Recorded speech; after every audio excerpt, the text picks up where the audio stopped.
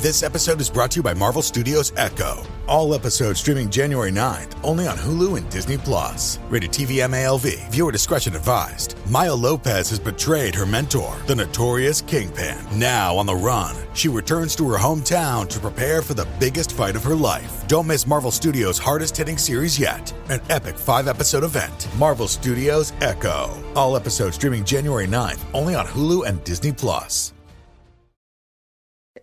Sounds like you need Gore Friends, our podcast about horror movies. Podcasts are... Why? You wrote it. Search girlfriends? That's not the show! Like horror movies but have no one to talk to about it? Or maybe you're just not a big fan of gore and wish a friend would tell you about a movie so that you don't have to watch it. Sounds like you need Gore Friends, our podcast about horror movies. Horror podcasts are desperately missing comedy, industry-savvy women of color, and friendship. But that's where we come in. Search Gore Friends on social media, Patreon, and wherever you listen to podcasts, and we'll be there. As a true Gore friend should.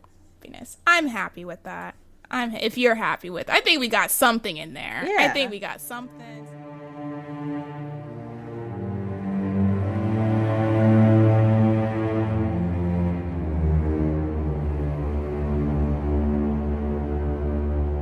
Hello, and welcome to Scare You to Sleep. I'm your host, Shelby Scott.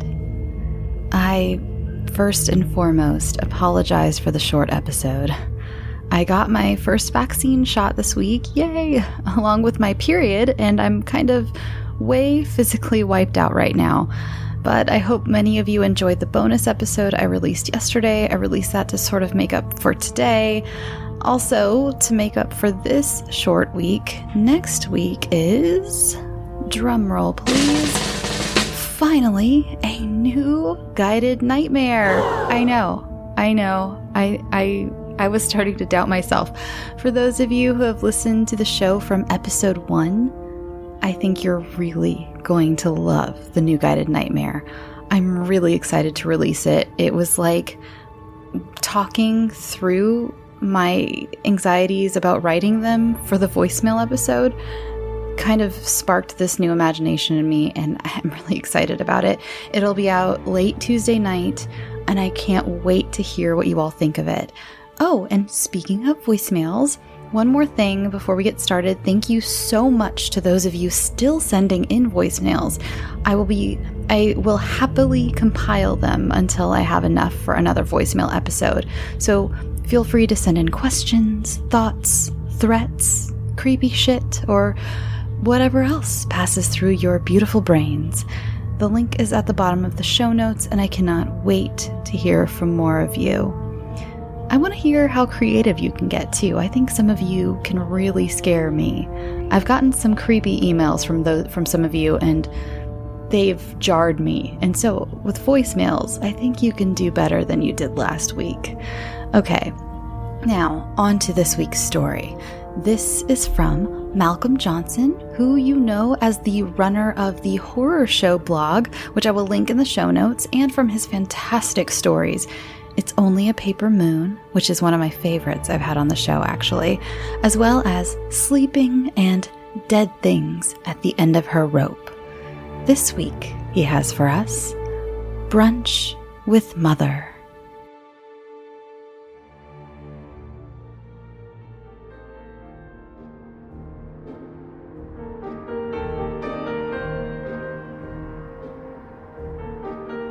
As the kitchen clock struck 10, the smell of fresh scones and bacon drifted through the small San Francisco apartment.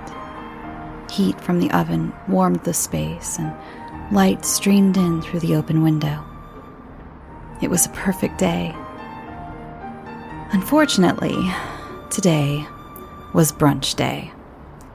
David stood before the antique mirror in their bathroom and shaved, tapping the razor into the sink and trying to concentrate on both the conversation and not slitting his throat with the razor in his hands.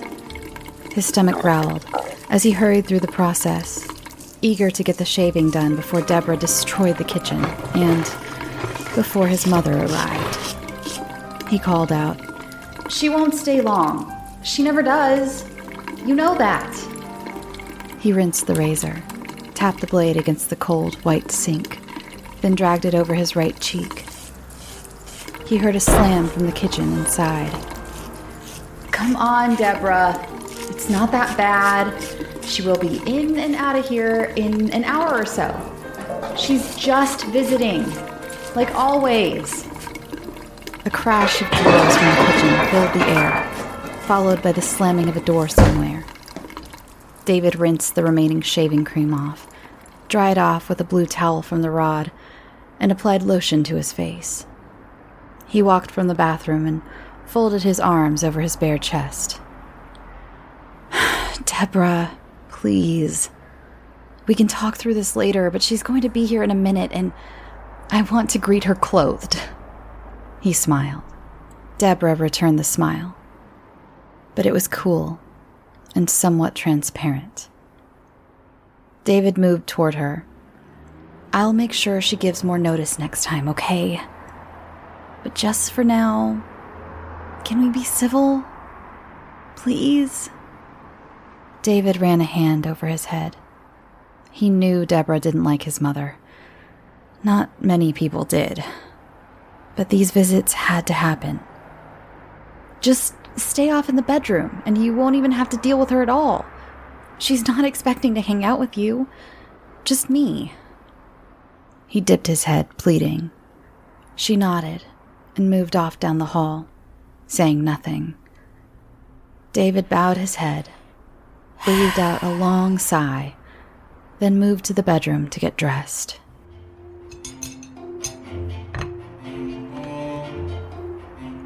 The woman at the table ate at the scone in her hand with delicate bites and spoke with a slight Asian accent, highlighted with a venomous tone. Her hair bun was as tightly wound as she was, all the time.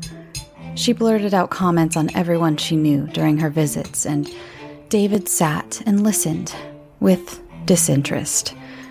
He didn't even know half the people she spoke ill of during her rants. She sat upright and prim, dispensing ill will.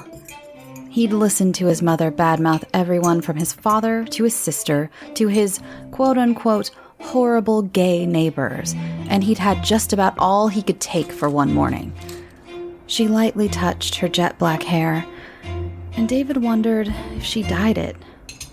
"And you know how she is, all fluff and pink and horrid makeup. Mother would not approve."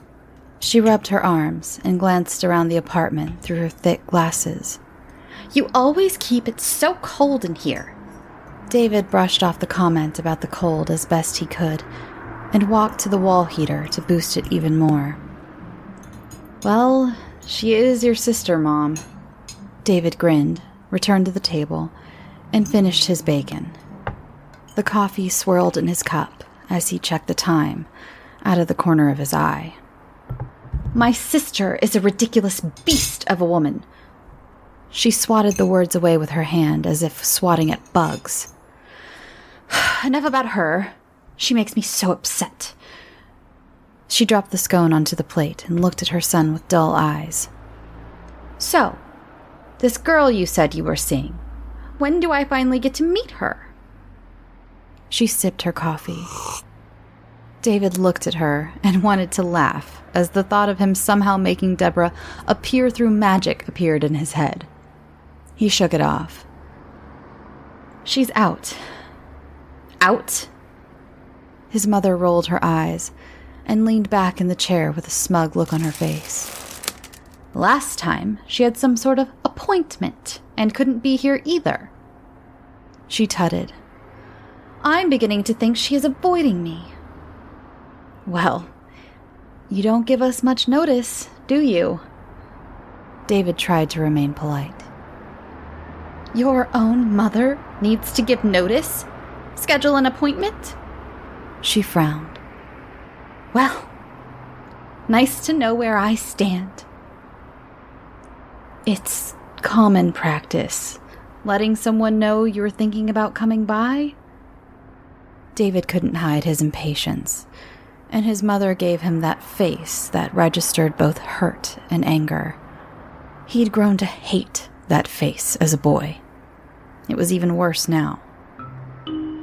Just then, he caught sight of Deborah, slipping up behind his mother. She stood with a water pitcher in hand and looked as if she was bound and determined to empty its contents over his mother's head. David stood and deftly moved around behind his mother, snatching the water pitcher up and spinning around to stand between his mother and Deborah.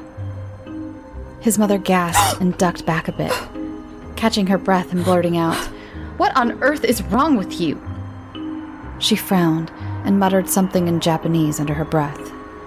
David caught the word baka and remembered her calling him that as a child. He grimaced. Water?" David smiled wide, holding the pitcher high. He heard Deborah slip around the corner behind him. He moved back to the table. Confusion showed on his mother's face as she declined his offer. David slipped the pitcher back onto the countertop and shot Deborah a look as she peeked around the corner behind his mother, smiling. Her eyes contained the mischievous quality he'd seen far too many times before. She stealthily moved back into the bedroom. He thought this would be a good time to end the visit. "Well, like I said, Mother, I do need to run. I'm sorry." He checked his watch and winced. "I have to run down to the shops before picking up Marty." "I thought you said Marty was away this weekend. Your sister was traveling and couldn't make it today." David remembered the lie he told on his sister's behalf, so she didn't have to attend this little brunch extravaganza. "From the train. I need to go to the shops, get my..." He stopped and showed his annoyance by crossing his arms. "What? Do you think this is all some sort of con? Some massive running away from you?" He laughed. "Come on. You can walk down to the shops with me, if you don't believe me." He shook his head with a chuckle and started clearing plates. "Well, if you're going to get her, maybe I'll wait here, and we can all have dinner together before I head home." David could feel his heart sink at the thought of his mother lingering around the apartment with Deborah hiding in the bedroom. Idiot. "It'll be hours before I get back with her." He turned to see Deborah, moving up slowly and calmly behind his mother with a sour expression. "You know, I'll clean all this up later." David smiled to his mother. Deborah bit her bottom lip and brought her hand up high. Something was cradling in her hands. A dictionary? David was across the room in a heartbeat again, shoving past his mother to grab the heavy book away from its arc towards his mother's head. With a squawk, his mother fell back into the chair and knocked into her coffee, spilling it across the table. "David! Doshita! No!" David spun on his heel, dictionary in hand. "Present!" He laughed. "You reminded me!" He held the book up and started paging through it. "Marty got me this as a present when I was complaining about the meaning of words one day. I thought it was funny because you said..." His mother cut in. "You're on drugs, aren't you? I saw a program on this just the other night. There's a singer from the UK that is on the same... heroin?" She nodded in agreement with herself. "I knew you were losing weight." She stood. "You are on that, or something else. You're entirely off your ledge. Knocking me over like that." She looked at her sleeve and grumbled. "Coffee on my new coat, David!" David closed the book and dropped it onto the end table. He glanced around, but didn't see Deborah. He whispered, "Stop it." "Stop what?" His mother stood and moved to the sink to wash off her sleeve. "David, you need to seek help from someone. a counselor of some type, or go to one of those rehabilitation centers or AA groups. She rinsed her sleeve with cold water, shaking her head sadly. David noted the chill of the room increasing. He glanced around and narrowed his eyes. His mother shut off the tap and looked around for a towel. That's when David saw Deborah. And the knife. With cat-like grace, he leaned forward and snatched the knife from Deborah and yanked the towel from the refrigerator door. He slipped the towel in front of his mother's face as he quietly slid the knife onto the counter. Ta-da! Towel. Eyes wide, David's mother took the towel. Her jaw slackened slightly. Then she whispered, "David, I saw the knife." She dropped the towel onto the kitchen floor without drying her hands.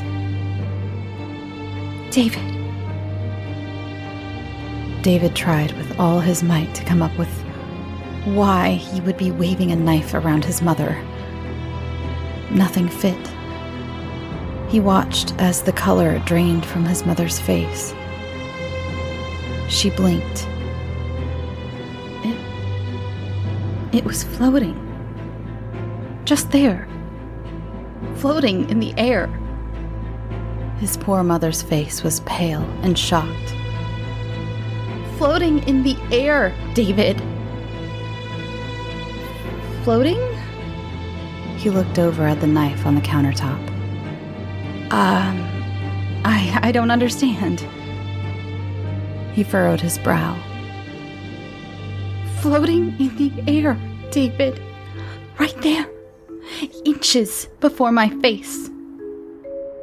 She was white as a ghost, an expression David found extremely funny in this particular situation. "Mom, are you okay?" He frowned. "You know, you don't look at all well." He cocked his head to one side. "Mom, are you on some sort of medication? Is this what that conversation about drugs was all about?" David forced concern onto his face. He felt bad about the bait and switch, until he remembered all the horrid things his mother had said over the course of the hour plus this morning. His mother blinked. "I'm leaving. Maybe I should take you." He patted her shoulders. "You look so tired. Sure you don't want to come to the shops with me?" Without a word, she hugged him and moved to the front door, purse in hand. She looked back at David with her wide, owl-like eyes and shivered.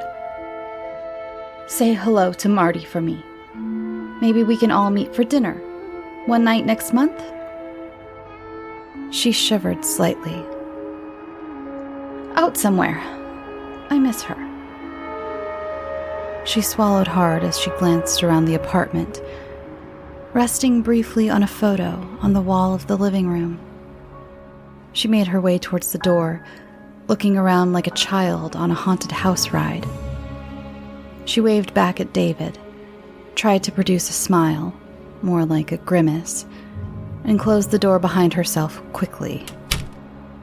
David waited and listened for the sound of the front gate slamming shut. He waited until he heard his mother's car pulling away before saying a word. He looked around and saw her as she appeared, moving through the wall of the kitchen, pouting playfully. She turned from what looked like smoke to a shimmering outline of a woman. Petite and lithe, she moved toward him. "Deborah, that was really over the top." He tried to sound stern. Deborah's voice was a whisper that sounded like velvet dipped in honey. "Oh, David, I wasn't going to hurt your mother." She moved to his side and stroked his hair with a willowy, silver and translucent hand. She smelled like flowers and rain.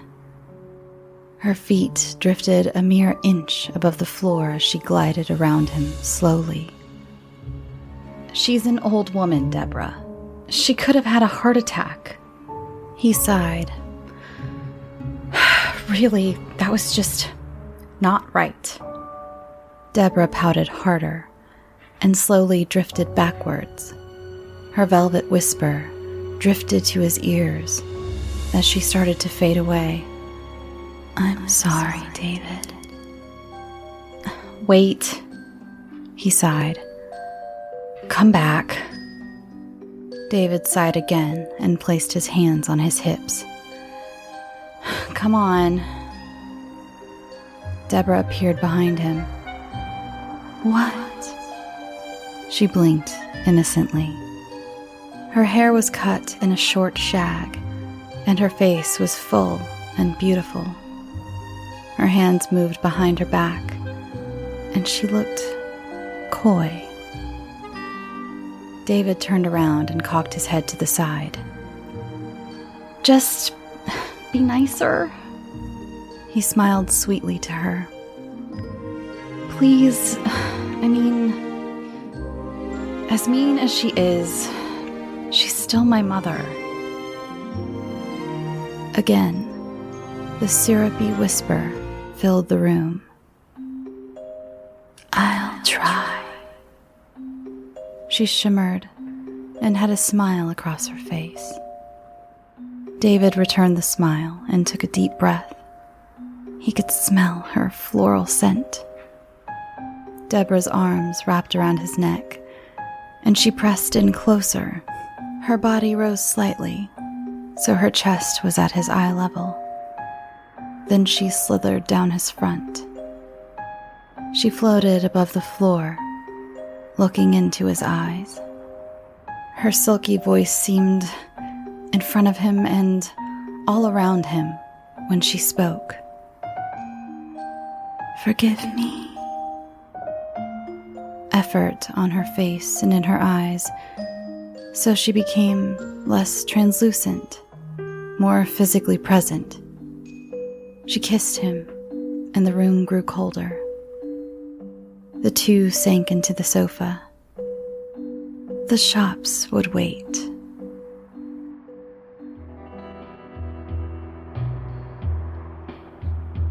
A picture hung in the hallway of David's apartment.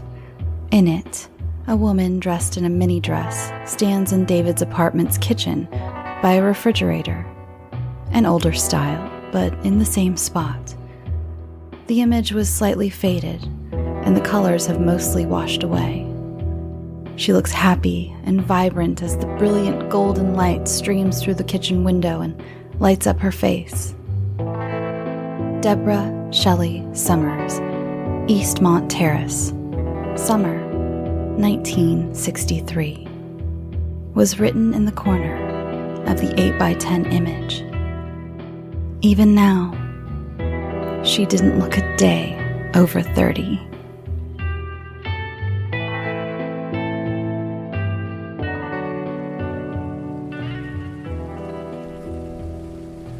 Hey there, it's the new year. You've got mood boards and resolutions, and work is back in full swing, and you don't need any extra stress in your life. And Factor's ready-to-eat meal delivery takes the stress out of meal planning and sets you up for success in the new year. Skip the grocery stores, prep work, and cooking fatigue. Instead, get chef-crafted, dietitian-approved meals delivered right to your door, with over 35 meals to choose from per week, including options like keto, calorie smart, vegan plus veggie, and more. Plus over 55 weekly add-ons. You'll have a ton of nutritious and flavorful options to kickstart your resolutions. Forget frantic lunch preps and rush dinners. Factor's 2-minute meals are your secret weapon in the new year. Fuel up fast with restaurant-quality meals, all delivered right to your door. Factor now offers loads of snack options like breakfast, smoothies, juices, snacks, and more to keep me going no matter what's on the schedule. Skip the overpriced takeout trap.